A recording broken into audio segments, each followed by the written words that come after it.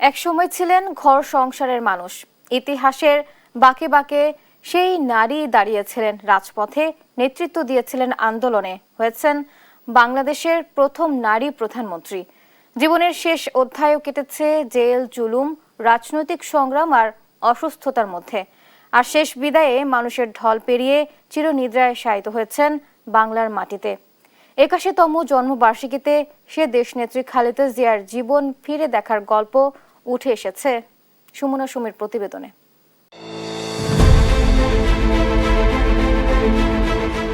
ঘর থেকে রাজপথ, রাজপথ থেকে রাষ্ট্র ক্ষমতা, তারপর আবার বাংলার মাটিতে ফেরা।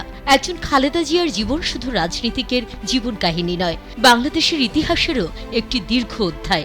জন্মবার্ষিকীতে স্মরণ সেই নারীকে, যিনি সময়ের সঙ্গে নিজেকে বদলে নিয়েছিলেন ইতিহাসের এক চরিত্রে।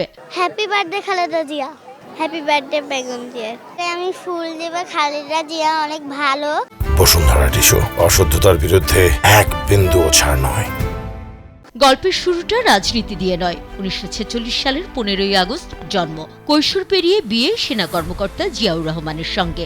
সংসার, পরিবার আর সংস্কৃতি মনস্ক এক সহজ জীবনেই কাটছিল সময়। তখনও কে জানত ইতিহাস একদিন তাকে নিয়ে যাবে বাংলাদেশের রাজনীতির কেন্দ্রবিন্দুতে।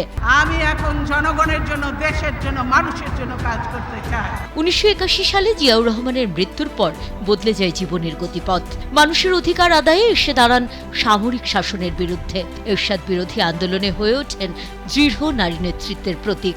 ঘরের পরিচয় ছাড়িয়ে তখন তার পরিচয় রাজপথের আপোষহীন এক নেত্রী।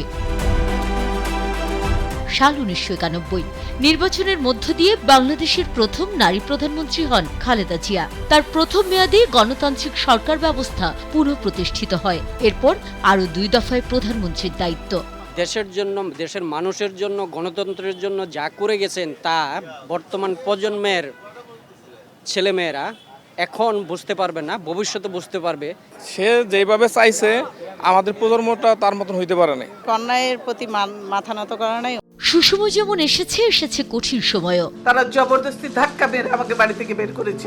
আন্দোলন, মামলা, কারাবাস আর দীর্ঘ অসুস্থতা জীবনের শেষ অধ্যায় ছিল নানা প্রতিকূলতায় ঘেরা। তবু রাজনীতির মাঠ থেকে সরে যায়নি তার উপস্থিতি, তার প্রভাব। কথা না বলেই হয়ে উঠেছিলেন গণমানুষের মুক্তির স্লোগান।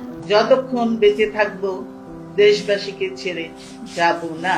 প্রিয় দেশবাসীর প্রতি আমার আবেদন, আমাকে আপনাদের থেকে বিচ্ছিন্ন করার চেষ্টা হলেও বিশ্বাস করবেন আমি আপনাদের সঙ্গেই আছি।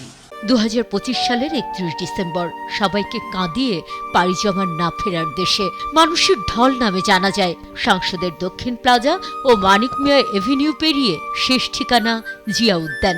স্বামী জিয়াউর রহমানের পাশে রাষ্ট্রীয় মর্যাদায় শায়িত হন গণতন্ত্রের আলোকবর্তিকা খালেদা জিয়া। সুমনা সুমি, দেশ টিভি, ঢাকা।